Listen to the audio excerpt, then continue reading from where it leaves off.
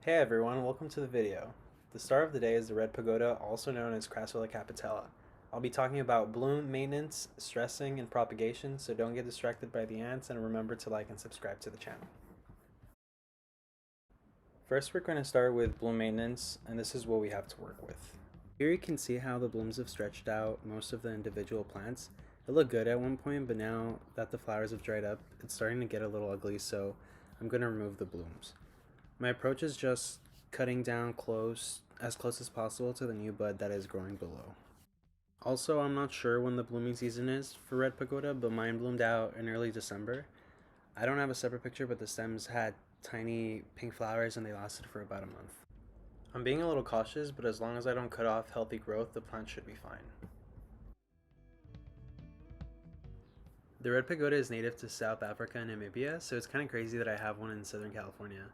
The name comes from the fact that it looks like a pagoda, which is a tiered tower associated with Buddhism and originates in East Asian and Southeast Asian countries like Japan, China, and Vietnam. The plant itself doesn't grow very tall and it can handle full sunlight, but I would put it in shade if the leaves start to burn. It's one of my personal favorites because of its geometric qualities and its ability to change colors, and it's actually the first one I bought when I started collecting succulents last year. I don't have this one yet, but it's a close cousin of the red pagoda that turns more orange and has the same style of leaves. You may be thinking, why is this succulent called red pagoda when most of it is green? Well, this is how the plant looked back in May when I first got it. Most of it was green with some purple at the tips. Then little by little, with more sunlight, it began stressing and became more purple and pink. Also, I repotted it a couple times, so that may have contributed to the color change. At this point, the plant was getting about 6 hours of full sun because it was the summer. The color got really intense and it didn't fade after I put it in the shade. I know some plants are stressed by making them into cuttings or disrupting the roots, but I wouldn't do that with this plant. So I'm just going to keep on cutting one by one.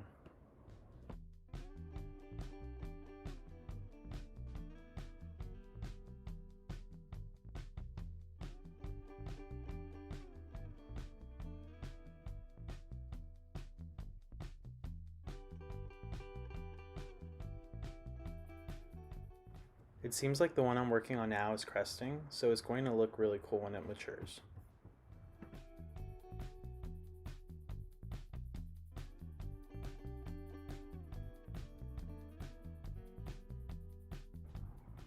If you want to propagate this plant, you can remove healthy leaves and place them on top of soil like many other succulents. I did this a couple times and it does work, but the red pagoda has a very slow growth cycle, so I recommend letting it occur naturally. Usually some leaves fall off and they sprout out new plantlets over time. That's why I didn't clean out all the leaves when I finished. I haven't attempted propagation by cuttings, but I'm going to plant some of the stems to see if that is also a successful way of multiplying the plant.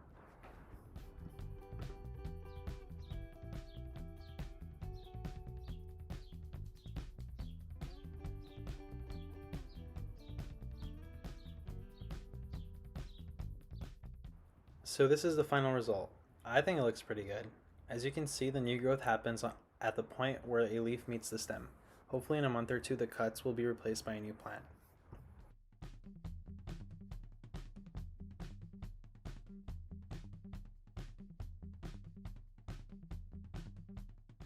Some of these weren't blooms, they just grew along because they were shaded, so I didn't cut them.